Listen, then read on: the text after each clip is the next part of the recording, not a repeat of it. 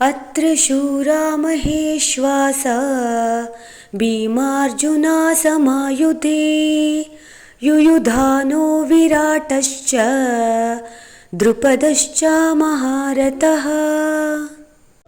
ಹೋರಾಟದಲ್ಲಿ ಭೀಮಾರ್ಜುನರಿಗೆ ಸಮಾನರಾದ ಅನೇಕ ವೀರ ಬಿಲ್ಲಾಳುಗಳು ಈ ಸೈನ್ಯದಲ್ಲಿ ಇದ್ದಾರೆ. ಯುಯುಧಾನ, ವಿರಾಟ ಮತ್ತು ದ್ರುಪದರಂತಹ ಮಹಾರಥರಿದ್ದಾರೆ. ದುರ್ಯೋಧನನು ತನ್ನ ಮಾತುಗಳನ್ನು ಮುಂದುವರಿಸುತ್ತಾ ಈ ಶ್ಲೋಕದಲ್ಲೂ ಮತ್ತೆ ಮುಂದಿನ 2 ಶ್ಲೋಕಗಳಲ್ಲೂ ಪಾಂಡವರ ಸೈನ್ಯದಲ್ಲಿರುವ ಪ್ರಮುಖ ವೀರರನ್ನು ಹೆಸರಿಸಿ ಹೇಳುತ್ತಾನೆ. ದ್ರೋಣಾಚಾರ್ಯರಿಗೆ ಯುದ್ಧ ಕಲೆಯಲ್ಲಿದ್ದ ಮಹಾಶಕ್ತಿಯ ಎದುರಿನಲ್ಲಿ ದೃಷ್ಟದ್ಯುಮ್ನನು ಬಹುದೊಡ್ಡ ತಡೆಯೇನೂ ಆಗಿರಲಿಲ್ಲ. ಆದರೆ ಆತಂಕವನ್ನು ಉಂಟು ಮಾಡಬಲ್ಲ ಇತರರು ಅನೇಕರಿದ್ದರು.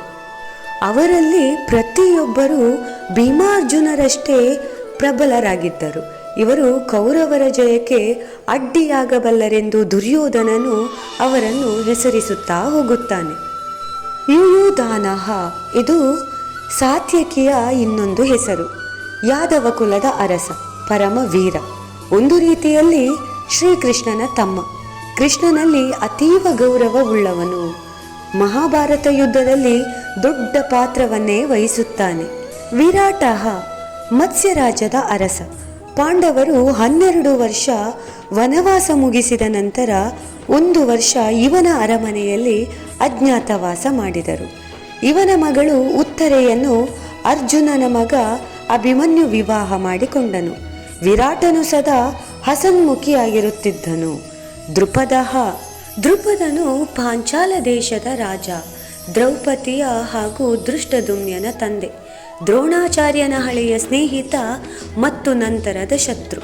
ಈ ಒಂದು ಶ್ಲೋಕದಲ್ಲಿ ಬಹಳ ಮುಖ್ಯವಾದ ಪದ ಅಂದರೆ ಮಹಾರಥಃ. ದುರ್ಯೋಧನ ಪಾಂಡವರ ಪಕ್ಷದ ಮಹಾವೀರರ ಹೆಸರನ್ನು ಹೇಳಿ ಮಹಾರಥಃ ಅನ್ನುತ್ತಾನೆ. ಅಂದರೆ 10,000 ಬಿಲ್ಲುಗಾರರೊಂದಿಗೆ ಏಕಾಂಗಿಯಾಗಿ ಹೋರಾಡಬಲ್ಲ ಮತ್ತು ಆಕ್ರಮಣ ಮತ್ತು ರಕ್ಷಣಾ ಆಯುಧಗಳ ಬಳಕೆಯನ್ನು ಕರಗತ ಮಾಡಿಕೊಂಡವನನ್ನು ಮಹಾರಥ ಎಂದು ಕರೆಯಲಾಗುತ್ತದೆ.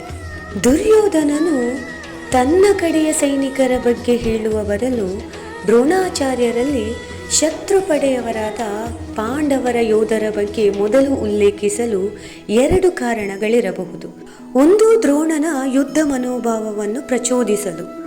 ನಮಗೆ ಮುಖ್ಯವಾಗಿ ಇಲ್ಲಿ ದುರ್ಯೋಧನನ ರಾಜತಾಂತ್ರಿಕತೆ ಹಾಗೂ ಚಾತುರ್ಯತೆ ಕಾಣಲು ಸಾಧ್ಯವಾಗುತ್ತದೆ. 2ನೆಯದ್ದು, ದುರ್ಯೋಧನನಿಗೆ ಭೀಮಾರ್ಜುನರ ಶಕ್ತಿಯ ಅರಿವಿತ್ತು. ಎಲ್ಲಿ ಇಂತಹ ಅನೇಕ ವೀರರಿಂದ ಕೌರವರ ಜಯಕ್ಕೆ ಅಡ್ಡಿಯಾಗಬಹುದೋ ಎಂಬುವ ಭಯ. ಹರೇ ಕೃಷ್ಣ.